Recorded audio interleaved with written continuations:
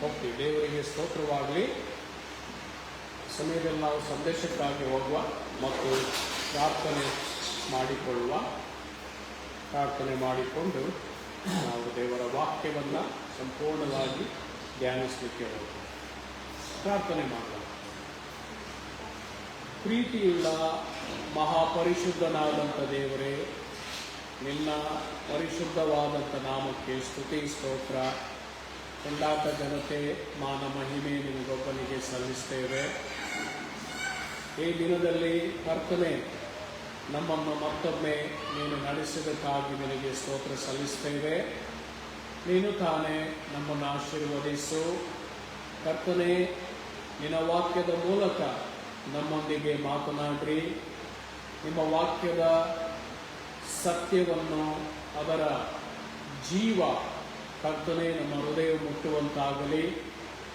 ಆ ವಾಕ್ಯದ ಮೂಲಕ ನಮ್ಮ ಹೃದಯವು ಕರ್ತನೆ ಪರಿವರ್ತನೆಗೊಂಡು ನಾವು ದಿನನಿತ್ಯ ನಿನ್ನಲ್ಲಿ ಜೀವಿಸುವಂತೆ, ನಿನ್ನ ಮಹಿಮೆಗಾಗಿ ರೂಪಾಂತರಗೊಳ್ಳುವಂತೆ ಮಾಡು ಕರ್ತನೆ. ಹೀಗೆ ನಾವು ಎಲ್ಲ ಸಂದರ್ಭದಲ್ಲಿ ನಿನ್ನನ್ನು ಮಹಿಮೆಪಡಿಸುವ ಹಾಗೆ ನಮ್ಮನ್ನು ನಡೆಸು. ಕೇಳುವಂಥ ನಿನ್ನ ಮಕ್ಕಳನ್ನು ಕೂಡ ಆಶೀರ್ವದಿಸಿ ಸಹಾಯ ನೀಡಿ ಮತ್ತು ವಾಕ್ಯವು ಹೃದಯದಲ್ಲಿ ಬಿತ್ತಿ ಕರ್ತನೆ 100ಕ್ಕೆ 100ರಷ್ಟು ಪ್ರತಿಫಲ ಕೊಡುವ ಹಾಗೆ ಪರಿಶುದ್ಧಾತ್ಮನು ತಾನೇ ಆ ಜ್ಞಾನ ಪ್ರಕಾಶವನ್ನು ದಯಪಾಲಿಸಲಿ. ಈ ಪ್ರಾರ್ಥನೆ ನಮ್ಮ ರಕ್ಷಕನಾಗಿರುವಂಥ ಯೇಸುವಿನ ನಾಮದಲ್ಲಿ ಬೇಡುತ್ತೇನೆ ತಂದೆಯೇ, ಆಮೆನ್. ಓಕೆ, ಈ ದಿನದ ಸಂದೇಶಕ್ಕಾಗಿ ಇರುವಂಥ ತಲೆಬರಹ ಪವಿತ್ರಾತ್ಮನ ಕಾರ್ಯ ಅಥವಾ ಪರಿಶುದ್ಧಾತ್ಮನ ಕಾರ್ಯ ಎಂಬುದಾಗಿ ಬರ್ಕೊಳ್ಳಿ. ಪರಿಶುದ್ಧಾತ್ಮನ ಕಾರ್ಯ ಅಥವಾ ಈ ರೀತಿ ಕೂಡ ಬರ್ಕೊಳ್ಬೋದು, ವಿಶ್ವಾಸಿಗಳ ಜೀವಿತದಲ್ಲಿ ಪರಿಶುದ್ಧಾತ್ಮನ ಕಾರ್ಯ.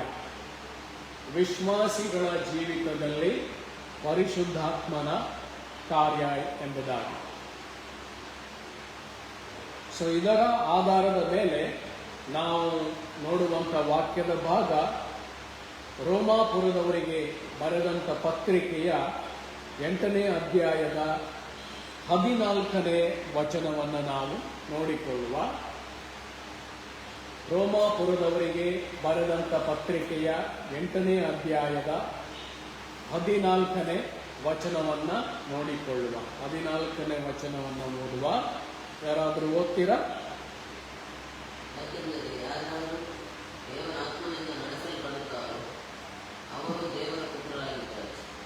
ಓಕೆ, ಸೊ ನಾವು ಅದೇ ರೀತಿ 15 ಕೂಡ ಮತ್ತೆ ಓದಿಕೊಳ್ಳುವ.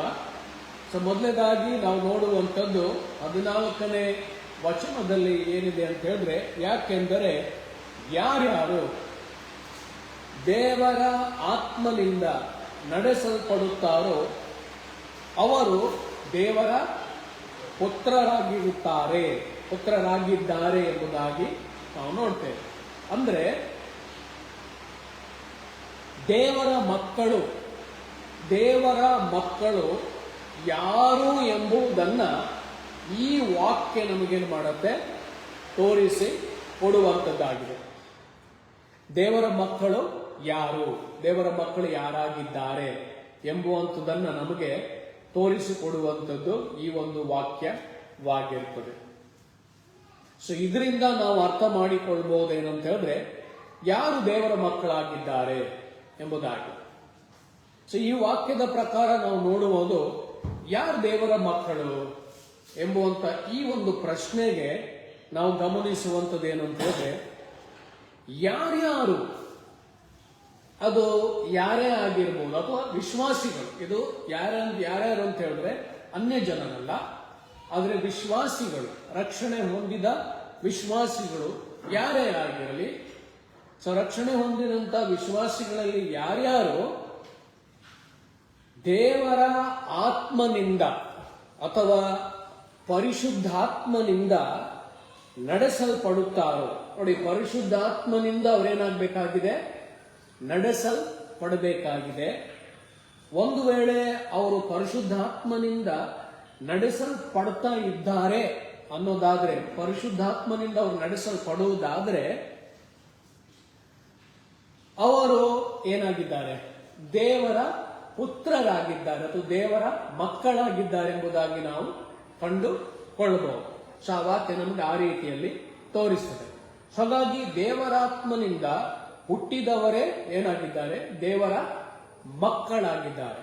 ಸೊ ಯಾರು ದೇವರ ಮಕ್ಕಳು ಅಂತ ನೋಡುವುದಾದ್ರೆ, ಯಾರು ದೇವರಿಂದ ಹುಟ್ಟಿದ್ದಾರೆ, ಯಾರು ಹೊಸದಾಗಿ ಹುಟ್ಟಿದ್ದಾರೆ, ಯಾರು ರಕ್ಷಣೆಯನ್ನ ಹೊಂದಿದ್ದಾರೆ, ಅವರೇನಾಗಿದ್ದಾರೆ? ದೇವರ ಮಕ್ಕಳಾಗಿದ್ದಾರೆ. ಸೊ ವಿಶೇಷವಾಗಿ ನಾವು ಇನ್ನೊಂದು ವಾಕ್ಯವನ್ನು ನೋಡಿಕೊಳ್ಳುವ. ಕೊರಿಂಥದವರಿಗೆ ಬರೆದ ಪತ್ರಿಕೆಯ 6ನೇ ಅಧ್ಯಾಯದ ಅದರ 19ನೇ ವಾಕ್ಯವನ್ನು ಕೂಡ ನೋಡುವ. 6ನೇ ಅಧ್ಯಾಯದ 19ನೇ ವಾಕ್ಯ.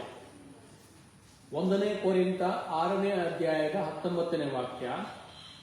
ಏನು ದೇವರಿಂದ ದೊರಕಿ ನಿಮ್ಮಲ್ಲಿ ನಿಮ್ಮೊಳಗೆ ನೆಲೆಗೊಂಡಿರುವ ಪರಿಶುದ್ಧಾತ್ಮನಿಗೆ ನಿಮ್ಮ ದೇಹವು ಆಲಯವಾಗಿದೆ ಎಂಬುದು ನಿಮಗೆ ತಿಳಿದಿಲ್ಲವೋ? ನೀವು ನಿಮ್ಮ ಸ್ವಂತ ಸ್ವತ್ತಲ್ಲ. ಸೊ ಇಲ್ಲಿಯೂ ಕೂಡ ನಾವು ನೋಡ್ತೇವೆ ಅಂತ ಹೇಳಿದ್ರೆ, 1ನೇ ಕೊರಿಂಥ ಈ 6ನೇ ಅಧ್ಯಾಯದಲ್ಲಿ ಪೌಲನು ಏನ್ ಮಾಡ್ತಾನೆ? ಏನು ಎಂಬುದಾಗಿ ಒಂದು ಪ್ರಶ್ನೆ ಕೇಳೋದ್ರ ಮೂಲಕ ದೇವರಿಂದ ಏನಾಗಿದೆ? ದೊರಕಿ ನಿಮ್ಮೊಳಗೆ ನೆಲೆಗೊಂಡಿರುವ. ಸೊ ಇದರ ಅರ್ಥ ಏನ್ ತೋರಿಸ್ತದೆ ನಮಗೆ? ನಿಮ್ಮಲ್ಲಿ ನೆಲೆಗೊಂಡಿರುವ ಪರಿಶುದ್ಧ ಆತ್ಮನಿಗೆ ನಿಮ್ಮ ದೇಹ ಏನಾಗಿದೆ ಎಂಬುದಾಗಿ, ಆಲಯವಾಗಿದೆ ಎಂಬುದಾಗಿ ಹೇಳ್ತದೆ. ಸೊ ಆದ್ರಿಂದ ನಿಮಗೆ ಇದರ ವಿಷಯದಲ್ಲಿ ಗೊತ್ತಿಲ್ವಾ? ಇದರ ವಿಷಯದಲ್ಲಿ ನಿಮಗೆ ತಿಳುವಳಿಕೆ ಇಲ್ಲವಾ? ನೀವು ನಿಮ್ಮ ಸ್ವಂತ ಸೊತ್ತಲ್ಲ, ನೀವು ಕ್ರಯಕ್ಕೆ ಕೊಂಡುಕೊಳ್ಳಲ್ಪಟ್ಟವರಾಗಿದ್ದೀರಿ. ಆದುದರಿಂದ ದೇವರ ಸೊತ್ತಾಗಿರುವ ನಿಮ್ಮ ದೇಹದಲ್ಲಿಯೂ ಮತ್ತು ನಿಮ್ಮ ಆತ್ಮದಲ್ಲಿಯೂ ದೇವರನ್ನ ಏನ್ ಮಾಡಿ? ಮಹಿಮೆ ಪಡಿಸಿ ಎಂಬುದಾಗಿ. ಅಂದ್ರೆ ಈ ವಾಕ್ಯ ಏನ್ ಹೇಳ್ತದೆ ಅಂತ ಹೇಳಿದ್ರೆ, ನಮ್ಮ ದೇಹವನ್ನು, ನಮ್ಮ ದೇಹದ ಮೂಲಕ ಮತ್ತೆ ನಮ್ಮ ಆತ್ಮದಲ್ಲಿ ನಾವು ಎರಡರಲ್ಲಿ ಏನ್ ಮಾಡಬೇಕಾಗಿದೆ? ದೇವರನ್ನ ಮಹಿಮೆ ಪಡಿಸಬೇಕಾಗಿದೆ, ಅಥವಾ ದೇವರಿಗೆ ಮಹಿಮೆ ತರುವಂತ ಕೆಲಸವನ್ನ ಮಾಡಬೇಕಾಗಿದೆ. ಸೊ ಅದುವೇ ರೋಮಾಪುರದವರಿಗೆ ಬರೆದ ಪತ್ರಿಕೆ 8ನೇ ಅಧ್ಯಾಯ ಹೇಳುವಂಥದ್ದು. ಇಲ್ಲಿ 2 ಕಾರ್ಯಗಳು, ಒಂದು ಶರೀರದ ಕಾರ್ಯ, ಇನ್ನೊಂದು ಆತ್ಮನ ಕಾರ್ಯ. ಹಾಗಾಗಿ ಯಾರು ಶಾರೀರಿಕವಾಗಿ ನಡೀತಾ ಇದ್ದಾರೆ, ಯಾರು ಆತ್ಮೀಕವಾಗಿ ನಡೀತಾ ಇದ್ದಾರೆ, ಅಂದ್ರೆ ಆತ್ಮೀಯವಾದ ರೀತಿಯಲ್ಲಿ ಇದ್ದಾರೆ, ಸ್ಪಿರಿಚುವಲ್ ಆಗಿದ್ದಾರೆ, ಯಾರು ಸ್ಪಿರಿಚುವಲ್ ಆಗಿದ್ದಾರೆ ಎಂಬುದಾಗಿ. ಸೊ ಹಾಗಾಗಿ ಇಲ್ಲಿ ಕೆಲವೊಂದು ವಿಷಯಗಳನ್ನ ನಾವು ನೋಡ್ತಾ ಹೋಗುವುದಾದ್ರೆ, ನ್ಯಾಯ ಪ್ರಮಾಣ ಆತ್ಮಿಕವಾದದ್ದೇ, ಆದರೂ ಸಹ ಅದೇನಾಗಿತ್ತು? ಶಾರೀರಿಕವಾಗಿರುವಂತ ವಿಷಯಗಳಾಗಿತ್ತು. ಶಾರೀರಿಕವಾದಂತ ವಿಷಯಗಳು ಮನುಷ್ಯನನ್ನ ಏನ್ ಮಾಡಲಿಲ್ಲ? ಆತ್ಮೀಕ ವಿಷಯಗಳಲ್ಲಿ ಅವನಿಗೆ ಬಿಡುಗಡೆ ಕೊಡ್ಲಿಲ್ಲ. ಆದ್ರಿಂದ ದೇವರು ಏನ್ ಮಾಡಿದನು? ತನ್ನ ಒಬ್ಬನೇ ಮಗನನ್ನ ಪಾಪ ಶರೀರದ ಹೋಲಿಕೆಯಲ್ಲಿ ಈ ಭೂಮಿಗೆ ಕಳಿಸಿಕೊಟ್ಟು ಆತನು ಶಿಲುಬೆಯಲ್ಲಿ ಸಾಯುವುದರ ಮೂಲಕ ಪಾಪಕ್ಕೆ ಏನ್ ಮಾಡಿದ? ವಿಮೋಚನೆ ಅಥವಾ ಬಿಡುಗಡೆಯನ್ನ ಕೊಟ್ಟನೆಂಬುದಾಗಿ ನಾವು ನೋಡ್ತೇವೆ. ಸೊ ಆದ್ರಿಂದ ನಾವು ಇನ್ನೊಂದು ವಾಕ್ಯ ನೋಡ್ಬೋದು. 3ನೇ ವಚನದಲ್ಲಿ, ನ್ಯಾಯ ಪ್ರಮಾಣವು ಶರೀರದ ಮೂಲಕ ನಿರ್ಬಲವಾಗಿ ಯಾವುದನ್ನು ಮಾಡಲಾರದೆ ಇತ್ತೋ ಅದನ್ನು ದೇವರೇ ಮಾಡಿದನು. ಹೇಗೆಂದರೆ ಆತನು ತನ್ನ ಸ್ವಂತ ಮಗನನ್ನು ಪಾಪ ಶರೀರದ ಹೋಲಿಕೆಯಲ್ಲಿ ಕಳುಹಿಸಿ ಪಾಪಕ್ಕೆ ಆ ಶರೀರದಲ್ಲಿಯೇ ಪಾಪವನ್ನು ದಂಡಿಸಿದನು. ನೋಡಿ 4ನೇ ವಚನ, ಹೀಗೆ ಶರೀರಕ್ಕನುಸಾರವಾಗಿ ನಡೆಯದೆ ಆತ್ಮಕ್ಕನುಸಾರವಾಗಿ ನಡೆಯುವವರಾದ ನಮ್ಮಲ್ಲಿ ನ್ಯಾಯ ಪ್ರಮಾಣದ ನೀತಿಯು ಏನಾಗ್ತದಂತೆ? ನೆರವೇರುತ್ತದೆ. ಸೊ ಅದರ ಅರ್ಥ ಏನಂತ ಹೇಳಿದ್ರೆ, ಆತ್ಮಿಕವಾದವರು, ಆತ್ಮಿಕವಾಗಿ ಜೀವಿಸುವವರು ಅವರೇನ್ ಮಾಡಬಾರ್ದು, ಶಾರೀರಿಕವಾದ ರೀತಿಯಲ್ಲಿ ಜೀವಿಸಬಾರದು, ಶಾರೀರಿಕವಾದ ರೀತಿಯಲ್ಲಿ ನಡೆದುಕೊಳ್ಳಬಾರದು. ಅದಕ್ಕೆ ಇಲ್ಲಿ ಏನ್ ಹೇಳ್ತದೆ ಅಂತ ಹೇಳಿದ್ರೆ, ಹೀಗೆ ಶರೀರಕ್ಕನುಸಾರವಾಗಿ ನಡೆಯದೆ, ಶರೀರಕ್ಕೆ ಅನುಸಾರವಾಗಿ ನಡೆಯದೆ ಹೇಗೆ ನಡಿಬೇಕಂತೆ, ಆತ್ಮಕ್ಕನುಸಾರವಾಗಿ ಆತ್ಮಿಕ ರೀತಿಯಲ್ಲಿ ಎಂಬುದಾಗಿ. ಮತ್ತು ಮುಂದೆ ವಾಕ್ಯ ಏನ್ ಹೇಳ್ತದೆ, ಶರೀರವನ್ನು ಅನುಸರಿಸುವವರು ಏನ್ ಮಾಡ್ತಾರಂತೆ, ಅದಕ್ಕೆ ಸಂಬಂಧಪಟ್ಟವುಗಳ ಮೇಲೆ ಮನಸ್ಸಿಡುತ್ತಾರೆ. ಆತ್ಮನನ್ನು ಅನುಸರಿಸುವವರು ಆತ್ಮನಿಗೆ ಸಂಬಂಧಪಟ್ಟವುಗಳ ಮೇಲೆ ಮನಸ್ಸಿಡುತ್ತಾರೆ.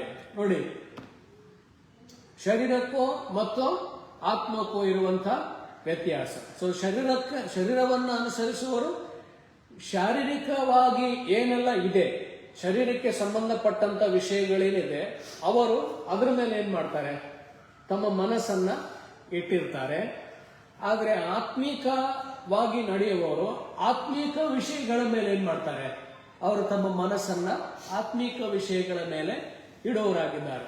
ಸೊ ಈಗ ಈ ಎರಡರ ಮಧ್ಯದಲ್ಲಿ ಸೊ ನಮ್ಮನ್ನ ನಾವು ಏನ್ ಮಾಡ್ಕೊಳ್ಬಹುದು ಏನಂತ ಹೇಳಿದ್ರೆ, ಗಮನಿಸಿಕೊಳ್ಬಹುದು, ನಾನು ಶಾರೀರಿಕವಾಗಿ ನಡೀತಾ ಇದ್ದೇನಾ ಅಥವಾ ಆತ್ಮಿಕವಾಗಿ ನಡೀತಾ ಇದ್ದೇನಾ. ಸೊ ಅದರ ಅರ್ಥ ಏನಂತ ಹೇಳಿದ್ರೆ, ಮುಂದೆ ನಾವು ನೋಡುವುದಾದ್ರೆ 6ನೇ ವಚನಕ್ಕೆ, ಶರೀರಾನುಸಾರವಾದ ಮನಸ್ಸು, ನೋಡಿ, ಶರೀರಾನುಸಾರವಾದ ಮನಸ್ಸಿದೆ ಅಂತ ಮನಸ್ಸು ಅದೇನಾಗಿದೆ, ಮರಣ ಎಂಬುದಾಗಿ ಹೇಳ್ತಾನೆ.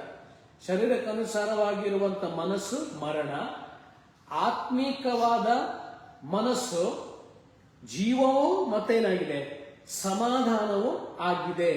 ಎರಡು ಆತ್ಮಿಕತೆ ವಿಷಯದಲ್ಲಿ ನಮ್ಗೆ ಎರಡು ಸಿಗ್ತದೆ. ಒಂದು ಏನ್ ಸಿಗ್ತದೆ, ಜೀವ ಸಿಗ್ತದೆ. ಎರಡನೇದಾಗಿ ಸಮಾಧಾನ ಇರ್ತದೆ. ಆದರೆ ಶರೀರ ಸಂಬಂಧವಾದ ಮನಸ್ಸು ದೇವರಿಗೆ ಏನಾಗಿದೆ, ಅದು ಶತ್ರು ಎಂಬುದಾಗಿ ಹೇಳ್ತದೆ. ಶರೀರ ಸಂಬಂಧವಾದ ಮನಸ್ಸು ದೇವರಿಗೆ ಶತ್ರುತ್ವವು. ಕಾರಣವೇನೆಂದ್ರೆ, ಅಂಥ ಮನಸ್ಸು ದೇವರ ನಿಯಮಕ್ಕೆ ಒಳಪಡೋದಕ್ಕಾಗುವುದು ಇಲ್ಲ. ನೋಡಿ, ಶಾರೀರಿಕವಾಗಿ ಜೀವಿಸುವಂತ ಶರೀರದ ವಿಷಯಗಳಲ್ಲಿ ಅವುಗಳ ಮೇಲೆ ಮನಸ್ಸಿಡುವಂಥವರು ಏನ್ ಮಾಡಲ್ಲ, ದೇವರ ವಿಷಯಗಳಿಗೆ ಅವರು ಹೆಚ್ಚು ಏನ್ ಮಾಡಕ್ಕಾಗಲ್ಲ, ಅವರಿಗೆ ಲಕ್ಷ್ಯ ಕೊಡಕ್ಕಾಗಲ್ಲ. ದೇವರ ವಿಷಯಗಳಿಗೆ ಹೆಚ್ಚು ಮನಸ್ಸು ಕೊಡ್ಲಿಕ್ಕಾಗುವುದಿಲ್ಲ. ದೇವರ ವಿಷಯಕ್ಕೆ ಹೆಚ್ಚು ಆಸಕ್ತಿಯನ್ನ ಕೊಡ್ಲಿಕ್ಕಾಗುವುದಿಲ್ಲ. ಕಾರಣ ಏನಾಗಿದೆ, ಅವರ ಮನಸ್ಸೇನಾಗಿದೆ, ಶಾರೀರಿಕವಾದಂತ ವಿಷಯಗಳ ಮೇಲೆ ಇದೆ. ಸೊ ಅವರ ಮನಸ್ಸಿನಲ್ಲಿ ಅವರು ಯಾವಾಗಲೂ ಏನ್ ಮಾಡ್ತಿರ್ತಾರೆ, ಶಾರೀರಿಕವಾದ ವಿಷಯಗಳನ್ನೇ, ಶರೀರಕ್ಕೆ ಮತ್ತು ಈ ಲೋಕಕ್ಕೆ ಸಂಬಂಧಪಟ್ಟ ವಿಷಯಗಳನ್ನೇ ಅವರು ಯಾವಾಗಲೂ ಯೋಚಿಸ್ತಾ ಇರೋದ್ರಿಂದ ಅವರ ಹೃದಯ ಮನಸ್ಸೇನಾಗಿದೆ, ಅವುಗಳಿಂದ ತುಂಬಿ ಹೋಗಿರೋದ್ರಿಂದ ಅವುಗಳನ್ನೇ ಏನ್ ಮಾಡ್ತಾರೆ, ಅವರು ಅನುಸರಿಸ್ತಾರೆ. ಸೊ ಆತ್ಮಿಕವಾಗಿ ಜೀವಿಸುವವರು ಯೇಸುವನ್ನ ನೆನೆಸುವಂಥದ್ದು, ಪ್ರಾರ್ಥನೆಯನ್ನ ಮಾಡುವಂಥದ್ದು, ವಾಕ್ಯವನ್ನ ನೆನಪು ಮಾಡಿಕೊಳ್ಳುವಂಥದ್ದು, ವಾಕ್ಯದಲ್ಲಿ ಬೆಳೆಯುವಂಥದ್ದು, ಆತ್ಮಿಕ ಚಟುವಟಿಕೆಗಳಿಗೆ, ಆತ್ಮಿಕ ಸಂಗತಿಗಳಿಗೆ ಏನ್ ಮಾಡ್ತಾರೆ ಅವರು, ಅದು ಮನಸ್ಸಿಡುವುದಾದ್ರೆ, ಆ ರೀತಿಯಲ್ಲಿ ಮನಸ್ಸಿಡುವುದಾದ್ರೆ ಅವರ ಒಳಗೆ ಏನಿರ್ತದೆ, ಆತ್ಮಿಕವಾದಂತ ಜೀವ ಮತ್ತೆ ಅವರ ಹೃದಯದ ಒಳಗೆ ಒಂದು ಸಮಾಧಾನ ಇರ್ತದೆ, ಸಂತೋಷ, ಆತ್ಮಿಕ ಸಂತೋಷ, ಆತ್ಮಿಕ ಸಮಾಧಾನದಿಂದ ಅವರು ಕೂಡಿದವರಾಗಿರ್ತಾರೆ. ಸೊ ಅವರ ಜೀವಿತದಲ್ಲಿ ಯಾವುದೇ ರೀತಿಯ ಏನಾಗುವುದಿಲ್ಲ, ಶಾರೀರಿಕವಾದಂತ ಗಲಿಬಿಲಿಗಳು ಅಥವಾ ಶಾರೀರಿಕವಾದಂತ ಒಂದು ಗೊಂದಲಗಳು ಅವರ ಒಳಗೆ ಇರುವುದಿಲ್ಲ. ಅವರು ಸಮಾಧಾನದಲ್ಲಿ ಏನ್ ಮಾಡ್ತಾರೆ, ಆತ್ಮೀಯವಾದ ರೀತಿಯಲ್ಲಿ ಜೀವಿಸ್ತಾರೆ. ಕಾರಣ ಅವರ ಚಿಂತನೆ ಅಥವಾ ಅವರ ಮನಸ್ಸು ಯಾವ ಕಡೆಗಿದೆ, ಆತ್ಮಿಕ ವಿಷಯಗಳ ಕಡೆಗೆ. ಆತ್ಮಿಕ ವಿಷಯ ಯಾವುದಾಗಿದೆ, ಪ್ರಾರ್ಥನೆಗೆ ಮನಸ್ಸು ಕೊಡುವಂಥದ್ದು, ವಾಕ್ಯಕ್ಕೆ ಮನಸ್ಸು ಕೊಡುವಂಥದ್ದು, ನಮ್ಮ ಹೃದಯದಲ್ಲಿ ದೇವರ ವಾಕ್ಯವನ್ನ ನಾವು ಏನ್ ಮಾಡುವಂಥದ್ದು, ಧ್ಯಾನಿಸುವಂಥದ್ದು, ಅದನ್ನ ಮೆಲುಕು ಹಾಕುವಂಥದ್ದು, ಅದನ್ನು ನೆನಪು ಮಾಡಿಕೊಳ್ಳುವಂಥದ್ದು. ಇಡೀ ದಿನಗಳಲ್ಲಿ ದೇವರ ವಾಕ್ಯ ಹೀಗೆ ಹೇಳ್ತದಲ್ಲ, ಇಂಥ ವಾಕ್ಯ ಈ ರೀತಿ ಉಂಟಲ್ಲ, ಇಂಥ ಪುಸ್ತಕದಲ್ಲಿ ಈ ವಾಕ್ಯ ಬರೆಯಲ್ಪಟ್ಟದಿಲ್ಲ, ಈ ವಾಕ್ಯದ ಅರ್ಥ ಏನು, ಈ ವಾಕ್ಯದ ಸಂಗತಿ ಏನು, ಈ ವಾಕ್ಯದಲ್ಲಿ ನನಗೆ ಏನು ಕಲೀಲಿಕ್ಕೆ ಸಿಗ್ತಾ ಉಂಟು, ನನಗೆ ಈ ವಾಕ್ಯದಲ್ಲಿ ನನ್ನ ಜೀವಿತಕ್ಕೆ ಪ್ರಯೋಜನವಾಗುವಂತ ಅಥವಾ ಆಶೀರ್ವಾದವಾಗುವಂತ ಏನು ಈ ವಾಕ್ಯದಲ್ಲಿ ಉಂಟು ಎಂಬುದಾಗಿ ಅವ್ರೇನ್ ಮಾಡ್ತಾರೆ, ವಾಕ್ಯದ ವಿಷಯದಲ್ಲಿ ಚಿಂತೆ ಮಾಡ್ತಾ ಇರ್ತಾರೆ, ವಾಕ್ಯವನ್ನ ಧ್ಯಾನಿಸ್ತಾ ಇರ್ತಾರೆ, ವಾಕ್ಯವನ್ನ ಮೆಲುಕು ಹಾಕ್ತಾ ಅದನ್ನ ನೆನಪಿಸಿಕೊಳ್ತಾರೆ. ಸೊ ಈ ವಾಕ್ಯ ಹೀಗಿದೆ. ಅವಾಗ ಏನಾಗುತ್ತೆ, ಇದು ಆತ್ಮೀಕವಾಗಿ ಏನ್ ಮಾಡುವಂಥದ್ದು, ನಡೆಯುವಂಥದ್ದು, ಆತ್ಮಿಕ ವಿಷಯಗಳ ಮೇಲೆ ಮನಸ್ಸಿಡುವಂಥದ್ದು, ಆತ್ಮಿಕತೆಯ ಮೇಲೆ ಮನಸ್ಸಿಡುವಂಥದ್ದು. ಸೊ ಹಾಗಾಗಿ ಅಂತಹ ಮನಸ್ಸು ಯಾವಾಗಲೂ ದೇವರ ವಿಷಯಗಳಿಗೆ ಏನಾಗಿರ್ತದೆ, ಸಿದ್ಧವಾಗಿರ್ತದೆ. ದೇವರ ವಿಷಯಗಳಿಗೆ ಅಂತ ಮನಸ್ಸು ಯಾವಾಗಲೂ ರೆಡಿ ಇರ್ತದೆ, ಯಾವಾಗಲೂ ಸಿದ್ಧವಾಗಿರ್ತದೆ. ಆದರೆ ಶಾರೀರಿಕವಾದ ಮನಸ್ಸು ಅಂದ್ರೆ ಲೋಕದ ಸಂಗತಿಗಳ, ಲೋಕದ ವಿಷಯಗಳಲ್ಲಿ ಒಂದು ಮನಸ್ಸನ್ನ ಇಟ್ಟವರು, ಅವರ ಹೃದಯ ದೇವರಿಗೋಸ್ಕರವಾಗಿ, ದೇವರ ಆತ್ಮಿಕ ಚಟುವಟಿಕೆಗಳಿಗಾಗಿ ಬೇಗ ಏನಾಗುವುದಿಲ್ಲ, ಒಪ್ಪಿಕೊಳ್ಳುವುದಿಲ್ಲ. ಕಾರಣ ಏನಂತ ಹೇಳಿದ್ರೆ, ಅವರು ಲೋಕದ ವಿಷಯಗಳಿಗೆ ಹೆಚ್ಚಿನ ಮಾನ್ಯತೆ, ಹೆಚ್ಚಿನ ವಿಷಯಗಳು, ಹೆಚ್ಚಿನ ಒತ್ತು ಕೊಟ್ಟಿರುವುದರಿಂದ, ಅವರ ಮನಸ್ಸು ಶಾರೀರಿಕ ವಿಷಯಗಳಲ್ಲಿ ಇರೋದ್ರಿಂದ, ಮನಸ್ಸಿನಲ್ಲಿ ಯಾವಾಗಲೂ ಅದೇ ವಿಚಾರಗಳು ಇರೋದ್ರಿಂದ ಅವರಿಗೆ ಆತ್ಮಿಕ ವಿಷಯದಲ್ಲಿ ಏನ್ ಮಾಡೋದಿಲ್ಲ, ಅವರಿಗೆ ಏನು ಅನಿಸೋದಿಲ್ಲ, ಅವರಿಗೆ ಯಾವುದೇ ಒಂದು ಹೊಳೆಯುವುದಿಲ್ಲ ಅವರ ಹೃದಯಕ್ಕೆ. ಪ್ರಾರ್ಥನೆ ಅವಾಕ್ಯ ಅಷ್ಟೇ, ಆರಾಧನೆ ಓಕೆ ಅಂದ್ರೆ ಅಷ್ಟು ಏನ್ ಮಾಡೋದಿಲ್ಲ ಅಂತ ಹೇಳಿದ್ರೆ ಅವರ ಆತ್ಮಿಕ ಜೀವಿತಕ್ಕೆ ಅಷ್ಟೊಂದು ಪ್ರಭಾವ ಬೀಳೋದಿಲ್ಲ. ಕಾರಣ ಎಲ್ಲ ವಿಷಯಗಳು, ಶಾರೀರಿಕ ವಿಷಯಗಳೇನಾಗಿದೆ, ಹೃದಯದಲ್ಲಿ ತುಂಬಿ ಹೋಗಿದೆ, ಮನಸ್ಸಿನಲ್ಲಿ ತುಂಬಿ ಹೋಗಿದೆ. ಯಾಕಂದ್ರೆ ಮನಸ್ಸು ಅದ್ರ ಮೇಲೆ ಇಟ್ಟಿದೆ. ಯಾವುದ್ರ ಮೇಲೆ? ಲೋಕದ ವಿಷಯಗಳ ಮೇಲೆ ಮನಸ್ಸಿಟ್ಟಿರುವುದರಿಂದ ಆತ್ಮಿಕವಾದ ರೀತಿಯಲ್ಲಿ ಅವರಿಗೆ ಏನ್ ಮಾಡಕ್ಕಾಗಲ್ಲ, ನಡೆದುಕೊಳ್ಳಿಕ್ಕೆ ಅಥವಾ ಜೀವಿಸ್ಲಿಕ್ಕೆ ಸಾಧ್ಯ ಆಗುವುದಿಲ್ಲ. ಆ ಆತ್ಮಿಕ ಚಟುವಟಿಕೆಗಳು ಅವರಿಗೆ ಬರೋದಿಲ್ಲ, ಅವರಲ್ಲಿ ನಡೆಯುವುದಿಲ್ಲ, ಅವರಲ್ಲಿ ಕಾಣೋದಿಲ್ಲ, ಆತ್ಮಿಕ ಚಟುವಟಿಕೆಗಳು ಕಾಣೋದಿಲ್ಲ. ಓಕೆ, ಸೊ ಹಾಗಾಗಿ ಅವನೇನ್ ಹೇಳ್ತಾನಂತಂದ್ರೆ, ಶಾರೀರಿಕವಾದಂತ ಮನಸ್ಸೇನಾಗಿದೆ ಅದು ದೇವರಿಗೆ ವಿರುದ್ಧವಾದದ್ದು, ಅಥವಾ ದೇವರಿಗೆ ಶತ್ರು. ಅದು ದೇವರನ್ನು ಒಪ್ಪೋದಿಲ್ಲ, ಅದು ದೇವರನ್ನ ವಿರೋಧಿಸ್ತದೆ. ಅದು ನೋಡಿ, ದೇವರಿಗೆ ಶತ್ರು ಅಂತ ಹೇಳ್ತದೆ. ಅದು ದೇವರಿಗೆ ಶತ್ರುತ್ವ ಹೇಗಾಗಿರ್ತದೆ ಅಂತ ಹೇಳಿದ್ರೆ, ದೇವರಿಗೆ ಶತ್ರುತ್ವ ಹೇಗಾಗಿರ್ತದೆ ಅಂತ ಹೇಳಿದ್ರೆ, ಈಗ ದೇವರ ವಿಷಯಗಳಿಗೆ ಮೊದಲ ಆದ್ಯತೆಯನ್ನ ಏನ್ ಮಾಡಬೇಕಾಗಿದೆ, ಕೊಡಬೇಕಾಗಿದೆ. ಆದ್ರೆ ಈ ಮನಸ್ಸು ಏನ್ ಮಾಡ್ತದೆ, ಶಾರೀರಿಕವಾದ ವಿಷಯಗಳ ಮೇಲೆ, ಲೋಕದ ಮೇಲೆ ಮನಸ್ಸಿಡುವಾಗ ಈ ಮನಸ್ಸು ಏನ್ ಮಾಡುವುದಿಲ್ಲ, ಈ ವಿಷಯಗಳಿಗೆ ಒಪ್ಪುವುದಿಲ್ಲ. ಬೇಡ, ಅದು ಮತ್ತೆ ಮಾಡಿದ್ರಾಯ್ತು, ಮತ್ತೆ ನೋಡುವ ಅಂತ ಹೇಳಿ ಅವಾಗ ಇದನ್ನ ಶತ್ರು ತರ, ಅದು ಶತ್ರುತ್ವ. ಯಾವುದು? ಶಾರೀರಿಕ ಲೋಕದ ಮನಸ್ಸು ಏನ್ ಮಾಡ್ತದೆ, ದೇವರಿಗೆ ಶತ್ರುತ್ವವಾಗಿದೆ, ದೇವರನ್ನದು ವಿರೋಧಿಸ್ತದೆ. ದೇವರ ಚಟುವಟಿಕೆಗಳು, ಆತ್ಮಿಕ ವಿಷಯಗಳು, ಇಂಥವುಗಳನ್ನು ಅದು ವಿರೋಧಿಸ್ತದೆ, ಅದು ಒಪ್ಪಿಕೊಳ್ಳೋದಿಲ್ಲ. ಏನಾಗ್ತದೆ, ಒಂದ್ ದಿವಸ ಪ್ರಾರ್ಥನೆ ಮಾಡಲಿಲ್ಲ ಆದ್ರೆ ಅನ್ನೋ ವಿಚಾರ ಬರ್ತದೆ. ಒಂದ್ ದಿವಸ ಪ್ರಾರ್ಥನೆ ಮಾಡಲಿಲ್ಲ ಆದ್ರೆ ಏನಾಗ್ತದೆ, ನಾನೇನು ರಕ್ಷಣೆ ಕಳ್ಕೊಳ್ತೀನ, ಅಥವಾ ನಿತ್ಯ ಜೀವ ಕಳ್ಕೊಳ್ತೀನ, ಅಥವಾ ನಾನು ಸ್ವರ್ಗಕ್ಕೆ ಹೋಗುದಿಲ್ವಾ ಅನ್ನೋದಾಗ್ತದೆ. ಒಂದಿನ ಬೈಬಲ್ ಓದಿದ ಏನಾಗುತ್ತೆ, ನನ್ನ ದೇವರ ಆತ್ಮನ ಬಿಟ್ಟು ಹೋಗ್ತಾನ, ಅಥವಾ ದೇವ್ರ ನನ್ನನ್ನು ಬಿಟ್ಟು ಹೋಗ್ತಾನ, ದೇವ್ರ ನಂಗೇನು ಹೊಡಿತಾನ ಅನ್ನುವಂತ ವಿಚಾರ ಬರ್ತದೆ. ಒಂದಿನ ಆರಾಧನೆ ತಪ್ಪಿಸಿದ್ರೆ ಏನಾಯ್ತು, ಹೀಗೆ ಎಕ್ಸೆಟ್ರಾ ಏನಾಗ್ತದೆ, ನಮ್ಗೆ ನಮ್ಮ ಮನಸ್ಸಿನಲ್ಲಿ ಅದು ಬರ್ತದೆ. ಆ ದೇವರೇನು ಮಾಡುವುದಿಲ್ಲ ಅಂತೇಳಿ. ಸೊ ಆದ್ರೆ ಆ ದೇವರ ಕಡೆಗೆ ಇರುವಂತ ಮನಸ್ಸು ದೇವರ ಕಡೆಗೆ ಇರುವುದಿಲ್ಲ. ಆ ಮನಸ್ಸು ಯಾವಾಗ್ಲೂ ಏನಿರುತ್ತೆ, ಲೋಕದ ಸಂಗತಿಗಳ ಮೇಲೆ. ಹಾಗಾಗಿ ಅಂತ ಮನಸ್ಸು ದೇವರ ಆತ್ಮನಿಗೆ ಒಳಪಟ್ಟು ಏನ್ ಮಾಡೋದಿಲ್ಲ, ಜೀವಿಸ್ಲಿಕ್ಕೆ ಸಾಧ್ಯ ಇಲ್ಲ. ದೇವರ ಆತ್ಮನಿಗೆ ಒಳಪಟ್ಟು ಜೀವಿಸ್ಲಿಕ್ಕೆ ಆಗೋದಿಲ್ಲ ಅಂತ ಮನಸ್ಸಿಗೆ. ಕಾರಣ ಅದು ಡೈರೆಕ್ಷನ್ ಏನಾಗಿದೆ, ಶರೀರಕ್ಕನುಸಾರವಾಗಿರುವವನು ಹೋಗುವಂತ ಮಾರ್ಗವೇ ಏನಾಗಿದೆ, ಬೇರೆ ಆಗಿರ್ತದೆ. ಸೊ ಆದುದರಿಂದ ನಮಗೆ ಈ ವಾಕ್ಯದ ಪ್ರಕಾರ ನಾವು ನೋಡೋದಾದ್ರೆ ಸೊ ಅದು ಏನಾಗಿದೆ, ಒಳಪಡುವುದಕ್ಕೆ ಆಗುವುದಿಲ್ಲ. ಹೀಗಿರಲಾಗಿ ಈ ರೀತಿ ಇರೋದ್ರಿಂದ ಶರೀರಾಧೀನರು ದೇವರನ್ನು ಏನ್ ಮಾಡುವುದಿಲ್ಲ, ಮೆಚ್ಚಿಸಲಾರರು. ನೋಡಿ, ಶರೀರಾಧೀನರು ಅಂತ ಹೇಳಿದ್ರೆ ಶಾರೀರಿಕ ವಿಷಯಗಳಿಗೆ ಯಾರು ತಮ್ಮನ್ನ ಬಲವಾಗಿ ಒಪ್ಪಿಸಿದ್ದಾರೆ, ಯಾರು ತಮ್ಮನ್ನ ಶರೀರದ ವಿಷಯಗಳಿಗೆ ಹೆಚ್ಚು ಏನ್ ಮಾಡಿದ್ದಾರೆ, ಅದಕ್ಕೆ ತಮ್ಮನ್ನ ಒಪ್ಪಿಸಿಕೊಟ್ಟಿದ್ದಾರೆ, ಅದರಲ್ಲೇ ಯಾವಾಗಲೂ ಇರ್ತಾರೆ, ಅಂಥವರು ದೇವರು ಅಂದ್ರೆ ಶರೀರದ ಕ್ರಿಯೆಗಳಿಂದ, ಶರೀರದ ಕಾರ್ಯಗಳಿಂದ ಹಿಡಿಯಲ್ಪಟ್ಟವರು, ಅದಕ್ಕೆ ಒಳಗಾದವರು, ಅದಕ್ಕೆ ಅಧೀನರಾದವರು, ಅದರ ದಾಸತ್ವದಲ್ಲಿ ಇರುವವರು, ಅದರ ಗುಲಾಮತನದಲ್ಲಿ ಇರುವವರು, ಅದರ ಒಳಗೆ ಇರುವವರು. ಅವರ ಹತ್ರ ಏನ್ ಮಾಡೋಕ್ಕಾಗಲ್ಲ, ದೇವರನ್ನ ಮೆಚ್ಚಿಸಲಿಕ್ಕೆ ಸಾಧ್ಯ ಇಲ್ಲ. ಅವರು ದೇವರನ್ನ ಮೆಚ್ಚಿಸಲಾರರು ಅಲ್ವಾ. ನೋಡಿ ವಾಕ್ಯ, ದೇವರನ್ನು ಹೀಗೆಲ್ಲಾಗಿ ಶರೀರಕ್ಕೆ ಅಧೀನವಾದವರು ದೇವರನ್ನು ಅವ್ರು ಏನ್ ಮಾಡ್ಲಿಕ್ಕಾಗಲ್ಲ, ಮೆಚ್ಚಿಸ್ಲಿಕ್ಕೆ ಆಗೋದಿಲ್ಲ. ನೀವಾದರೂ ನಿಮ್ಮಲ್ಲಿ ದೇವರಾತ್ಮನು ಏನಂತೆ, ವಾಸವಾಗಿರುವುದಾದರೆ, ನೋಡಿ,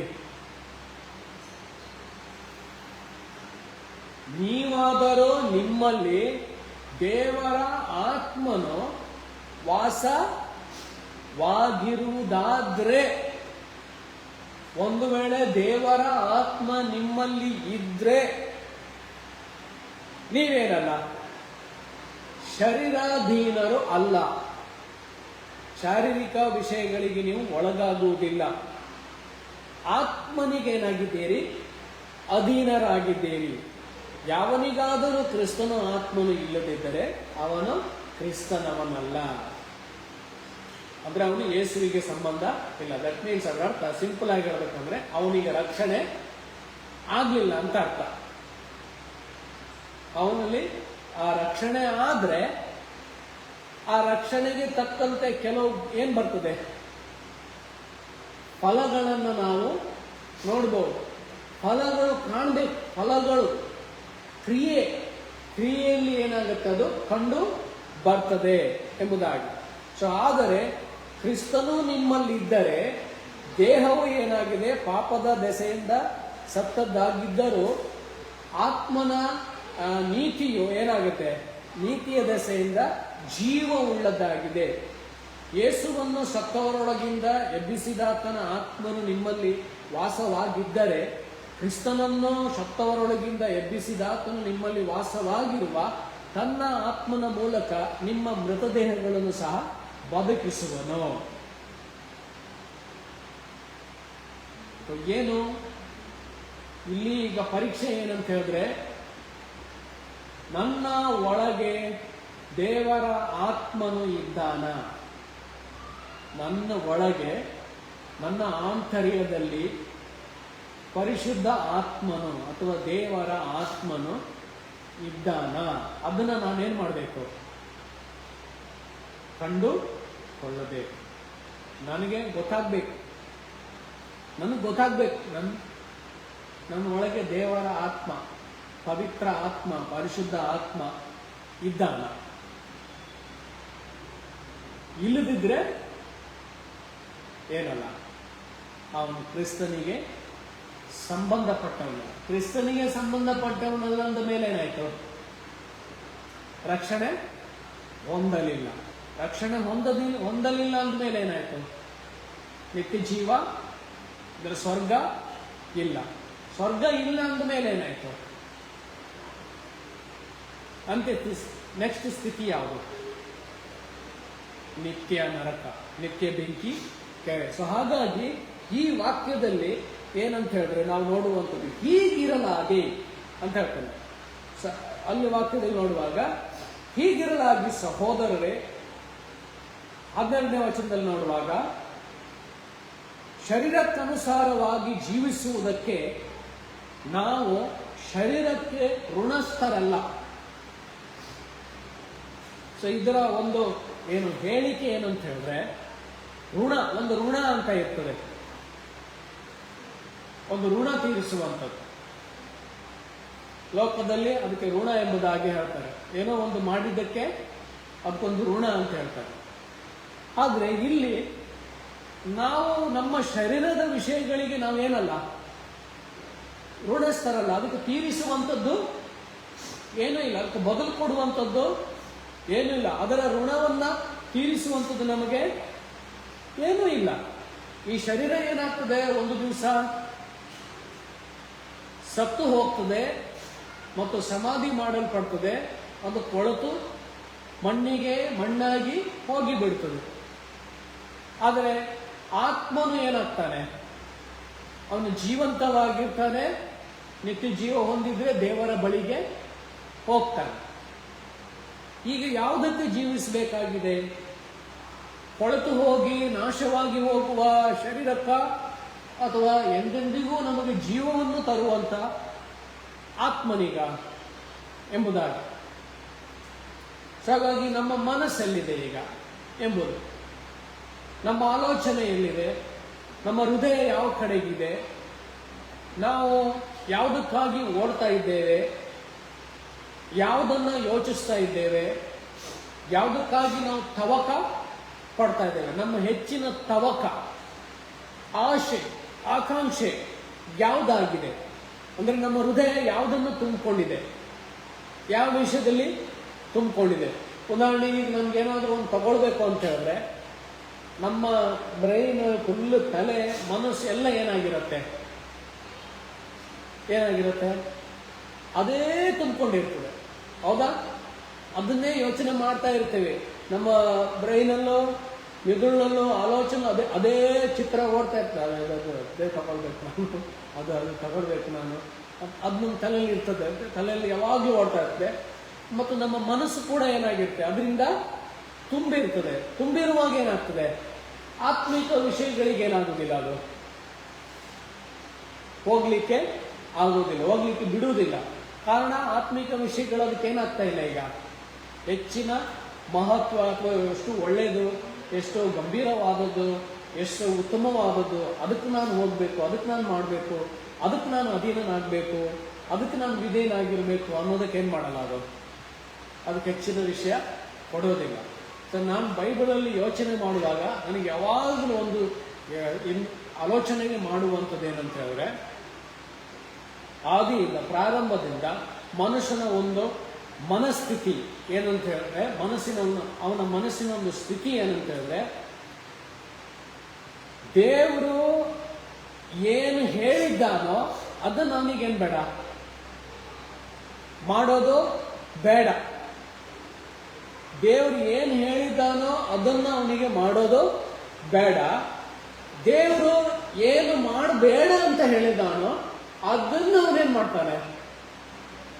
ಅದಕ್ಕಾಗಿ ಅಂದ್ರೆ ದೇವರು ಏನು ಹೇಳಿದ್ದಾನೋ ಇದನ್ನ ಮಾಡು ಅಂತ ಹೇಳಿ ದೇವರು ಹೇಳಿದ್ದನ್ನ ಮಾಡುವುದಕ್ಕೆ ಅವನು ಅದಕ್ಕೆ 100% ಏನ್ ಮಾಡಲ್ಲ, ಒತ್ತು ಕೊಡುವುದಿಲ್ಲ. 100% ಅದಕ್ಕೆ ಎಫರ್ಟ್ ಹಾಕುವುದಿಲ್ಲ. 100% ಅದಕ್ಕೆ ಮುಂದೆ ಹೋಗುವುದಿಲ್ಲ. ಆದ್ರೆ ದೇವರು ಏನು ಮಾಡಬೇಡ ಅಂತ ಹೇಳಿದಾನೋ ಅದಕ್ಕೆ ಅವನೇನ್ ಮಾಡ್ತಾನೆ, ಮನುಷ್ಯ ಹೆಚ್ಚು ಪ್ರಾಮುಖ್ಯತೆ ಕೊಡ್ತಾನೆ, ಹೆಚ್ಚು ಒತ್ತಡ ಹಾಕ್ತಾನೆ. ನೋಡುವ, ದೇವ್ರು ಹೇಳಿದ್ದಾರೆ ಮಾಡಬೇಡ ಅಂತೇಳಿ, ಮಾಡಿದ್ರೆ ಏನಾಗ್ತದೆ ಅನ್ನೋದು ಕ್ಯೂರಿಯಾಸಿಟಿ ಅವನಿಗೆ. ಈಗ ಅವ್ರಿಗೆ ಹಾಗೆ ಐತಿ ಇಬ್ಬರಿಗೆ, ಈ ಹಣ್ಣು ತಿಂದ್ರೆ ಏನಾಗ್ತದೆ ಅಂಥದ್ದೇನುಂಟು ಅದ್ರೊಳಗೆ, ಅದ್ರಲ್ಲಿ ಅಂತ ಮಹತ್ವ ಏನುಂಟು, ತಿನ್ಬೇಡ ಅಂತ ಯಾಕೆ ಹೇಳ್ಬೇಕಿತ್ತು? ಸಮಥಿಂಗ್ ಏನೋ ಸೀಕ್ರೆಟ್ ಉಂಟು ಅಲ್ಲಿ, ಏನೋ ಒಂದು ಬಚ್ಚಿಟ್ಟಿದ್ದಾರೆ. ಹಾಗಾಗಿ ತಿಂದೆ ನೋಡುವ, ದೇವರು ಏನ್ ಮಾಡಿದ್ದು, ಮಾಡಬೇಡ ಅಂತ. ಆದ್ರೆ ಅದಕ್ಕೆ ಏನ್ ಮಾಡಿದ, ಅವನು ಹೆಚ್ಚಿನ ಮಹತ್ವ ಕೊಟ್ಟ, ಹೆಚ್ಚಿನ ಆಸಕ್ತಿಯನ್ನು ಕೊಟ್ಟ, ಹೆಚ್ಚಿನ ಒಂದು ಮನಸ್ಸನ್ನ ಆ ಕಡೆಗೆ ನಡೆಸಿದ. ಸೊ ಹಾಗಾಗಿ ಪ್ರಾರಂಭದಿಂದಲೂ ಏನಂತ ಹೇಳಿದ್ರೆ ನನಗದು ಬಹಳ ವಿಚಿತ್ರ ಅಂತ ಹೇಳಿದ್ರೆ, ಒಂದು ವೇಳೆ ನನಗೆ ಹೀಗಾಗ್ಬೋದು, ಹೀಗೆ ಇದ್ರೆ ಹೇಗಾಗ್ತಿತ್ತು? ಆದಾಮನು ಕಂಟಿನ್ಯೂ ಆಗಿ ಆದಾಮವಳು ದೇವರಿಗೆ ವಿಧೇಯರಾಗಿ ಜೀವಿಸ್ತಾ ಮುಂದೆ ಹೋಗ್ತಾ ಇರುವಾಗ ಎಲ್ಲಿಯೋ ಮಧ್ಯದಲ್ಲಿ ಯಾವುದೋ ಒಬ್ಬ ವ್ಯಕ್ತಿ ಏನಾಗೋದು, ದೇವರಿಗೆ ವಿರುದ್ಧವಾಗಿ ಜೀವಿಸೋದು ಅಥವಾ ಪಾಪ ಮಾಡುವಂಥದ್ದು, ದೇವರಿಗೆ ಅಧೀನನಾಗದೇ ಇರುವಂಥದ್ದು. ಆ ಸಿಚುವೇಶನ್ ಏನಾಗಿರ್ತದೆ, ಬೇರೆ ಇರ್ತದೆ. ಆದ್ರೆ ಇದು ಹಾಗಿಲ್ಲ. ಮೊಟ್ಟ ಮೊದಲ ಮನುಷ್ಯ ಪ್ರಾರಂಭದ ಮನುಷ್ಯ, ಅವನನ್ನು ಬಿಟ್ಟರೆ ಬೇರೆ ಮನುಷ್ಯರೇ ಇಲ್ಲ. ಆ ಮನುಷ್ಯನೇ ಏನಾಗ್ತಾನೆ, ಆ ಮೊಟ್ಟ ಮೊದಲ ಮನುಷ್ಯನೇ ಏನಾಗ್ತಾನೆ ನೋಡಿ. ದೇವರಿಗೆ ಏನ್ ಮಾಡಲ್ಲ ಅವನ ಮನಸ್ಥಿತಿ ದೇವರ ಕಡೆಗೆ ಇಲ್ಲ. ಅವನ ಮನಸ್ಥಿತಿ ಏನಾಯ್ತು, ಶರೀರದ ಕಡೆಗೆ. ಏನು ಶರೀರ? ಅವನು ಅನುಸರಿಸಿದಂತ ಶರೀರ ಯಾವುದು?